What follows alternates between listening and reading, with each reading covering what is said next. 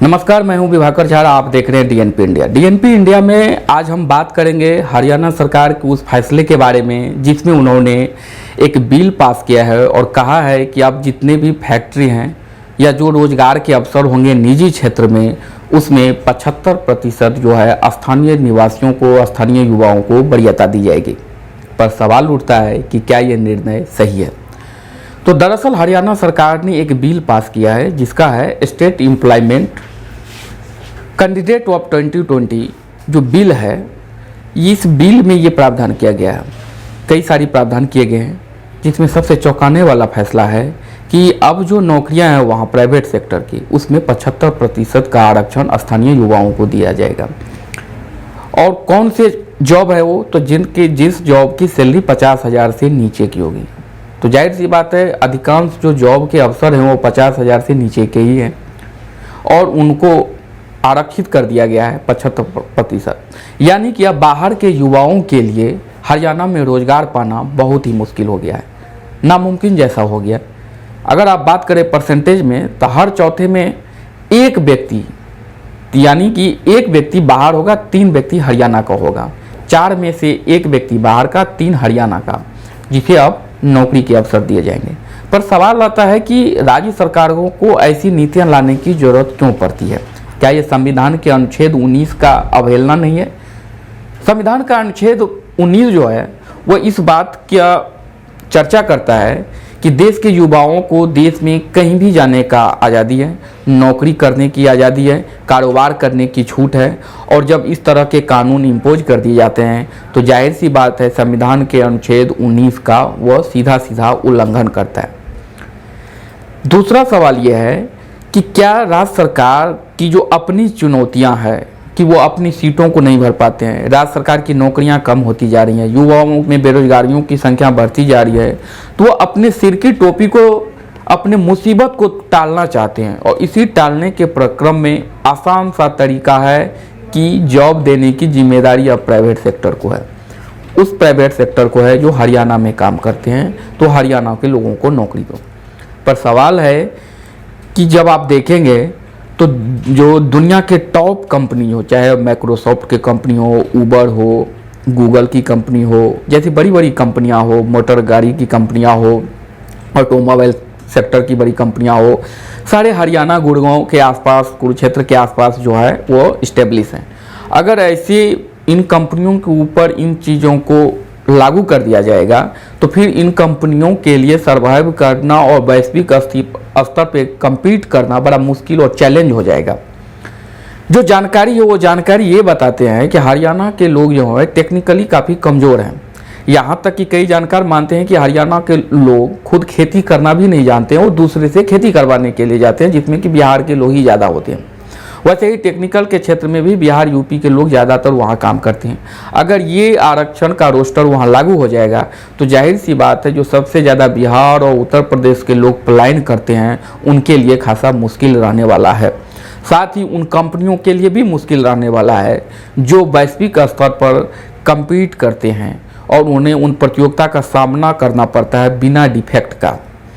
अगर ऐसे में कंप्रोमाइज़ किया जाएगा, टैलेंट के साथ कंप्रोमाइज़ किया जाएगा, तो जाहिर सी बात है इनका प्रभाव उनके उत्पाद पे पड़ेगा और इसका नकारात्मक असर पड़ेगा। हो सकता है बड़ी कंपनियां इन वजहों से यहाँ निवेश करने से बचे या हरियाणा के बजाय दूसरे राज्यों में जाने की कोशिश करे जहाँ पे इस तरह का कोई बैरियर नहीं होगा।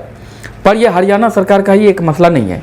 आपने देखा होगा इससे पहले जब कमलनाथ की सरकार थी एमपी में, तो वहाँ भी इस तरह के फैसले लिए गए थे कि जो भी जॉब है उसमें स्थानीय युवाओं को वरीयता दी जाएगी। पर सवाल है कि सरकार कर क्या रही है। आप जॉब क्रिएट नहीं कर रहे हैं, वहाँ युवाओं को अवसर नहीं मिल रहा है, सारे पद खाली हैं, वहाँ कॉन्ट्रेक्चुअल जॉब को आप बढ़ावा दे रहे हैं, प्राइवेट कंपनियों को आप इसलिए बढ़ावा दे रहे हैं कि सरकारी में जो है बिना योग्यता के आधार पर नौकरी मिलती है, इसलिए सरकारी कंपनियाँ डूब रही है। और दूसरी ओर आप यही आरक्षण को आप प्राइवेट में लागू कर रहे हैं। तो आने वाले समय में इसकी और भी आलोचना होगी और उसका क्या परिणाम होगा ये भी देखना दिलचस्प होगा। अगर हम बात जनसंख्या के हिसाब से करें तो 2011 का जो जनसंख्या उस हिसाब से देखें तो 45 करोड़ लोग एक प्रवासी के तौर पर एक राज्य से दूसरे स्थान जाते हैं, दूसरे राज्यों के जिले में जाते हैं जहाँ वो प्रवासी होते हैं, वहाँ पे वो रोजगार करते हैं, अपने लिए अवसर की तलाश करते हैं। अगर 2001 से 11 की बात करें तो गुड़गांव में आप देखेंगे कि 29% की आबादी में वृद्धि हुई, जिसमें ज़्यादातर प्रवासी लोग हैं, क्योंकि वहाँ बहुत बड़े बड़े कंपनियाँ इस्टेब्लिश हुई है, जो उसको आप कहेंगे कि जो MNC हैं, जो वैश्विक स्तर की कंपनियां हैं, जिनके कई देशों में कंपनियां हैं, वो उनका भी ब्रांचेज वहाँ पे हैं। तो 2001 से 11 के बीच में अगर आप देखेंगे तो 29% की आबादी जो है गुड़गांव की बढ़ी है, और ये सारे प्रवासी लोग हैं। इस तरह की जो सरकारी प्रावधान है, इनके आ जाने से जाहिर सी बात है वहाँ पे उन कंपनियों के लिए भी मुसीबत होगी और लोगों के लिए भी मुसीबत होगी जो रोजगार के तलाश में एक स्थान से दूसरे स्थान तक जाते हैं।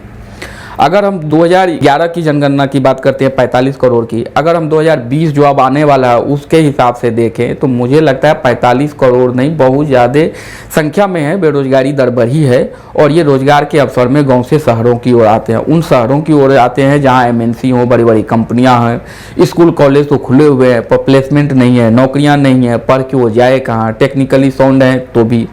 और दूसरी बात है कि टेक्निकल साउंड अगर बच्चे न हो हरियाणा में तो फिर ये रोजगार किसको दिए जाएंगे, क्योंकि बाकी के लोग तो एलिजिबल होंगे नहीं।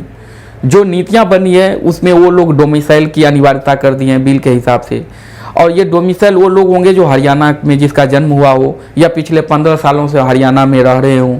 ऐसे में जाहिर सी बात है बहुत सारे युवा हरियाणा में नौकरी पाने से वंचित हो जाएंगे, MNC में काम करने से वंचित हो जाएंगे, या हो सकता है ये कंपनियां हरियाणा गुड़गांव से कहीं और जगह इस्टेब्लिश हो जाए, क्योंकि उन्हें लगेगा कि जैसे कई सारे जो जानकार हैं, जो कंपनी हैं, उनके ओनर से या उनके जो मैनेजमेंट से बातचीत होती है तो उनका भी कहना है कि हम सारे प्रोफाइल चेक करने के बाद अगर 100 में किसी एक प्रोफाइल को सिलेक्ट करते हैं और अगर वो हरियाणा का नहीं हो तो फिर क्या किया जा सकता है। हम टैलेंट के मामले में कॉम्प्रोमाइज़ नहीं करते हैं, पैसा से अधिक, सैलरी से अधिक हम टैलेंट पे देखते हैं, जिससे कि हमारे उत्पाद में कोई डिफेक्ट ना हो और हम ग्लोबल स्तर पे कम्पीट कर सकें।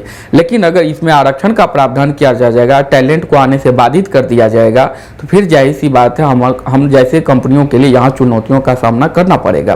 तो एक तो ये वाली बात है जो कंपनी की ओर से आने शुरू हो गया है कि जाहिर सी बात। दूसरी बात, कंपनियों का कहना है कि वो तो खुद सरकार इस बात को मान रही है कि सरकार में जितनी भी लोगों की भर्ती होती है स्किल बेस्ड नहीं होते, योग्यता के आधार पर होती नहीं है, इसलिए सरकारी कंपनियां डूब जाती है।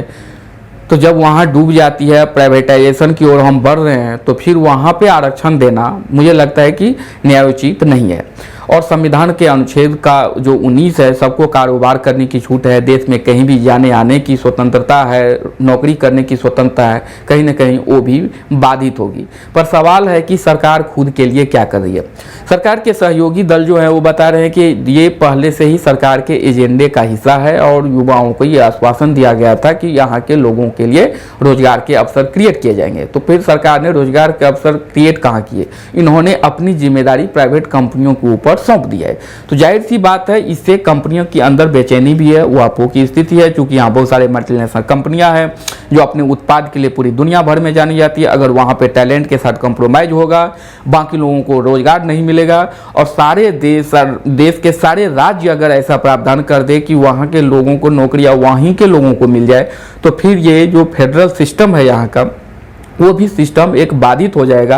और जब हमारा नियम कहता है एक देश एक संविधान होगा, तो ये संविधान अगर सब जगह अलग अलग होना शुरू हो जाएंगे किसी न किसी रूप में, आज रोजगार को लेकर हो रहा है, कल किसी और मुद्दे को लेकर हो जाएगा, स्थानीय स्तर पर उसका सेपरेटाइजेशन होना शुरू हो जाएगा, तो मैं मानता हूँ कि जो भारत की जो संघीय व्यवस्था है, ढांचा है, उसके लिए भी एक चुनौतीपूर्ण रहने वाला है कि इन सारे विवादास्पद कानून के जरिए संघीय ढांचा को कैसे सुरक्षित रखा जाएगा। हरियाणा सरकार ने जो पहल किया है, स्थानीय वहाँ तो खुशी का माहौल है ही, पर देश के बाकी हिस्सों में काफ़ी आलोचना हो रही है, जानकार भी आलोचना कर रहे हैं, कारोबार करने वाले लोग इसकी आलोचना कर रहे हैं। तो अब देखना होगा कि आगामी आने वाले समय में इसका क्या यूटिलाइजेशन होता है, क्या सरकार कानून को वापस लेंगे या बाकी राज्य भी देखा देखी इसी राह पे चलेंगे और फेडरल सिस्टम के लिए एक खतरा पैदा होगा। DNP इंडिया में फिलहाल इतना ही। आगे की खबरों के लिए देखते रहिए DNP इंडिया। नमस्कार।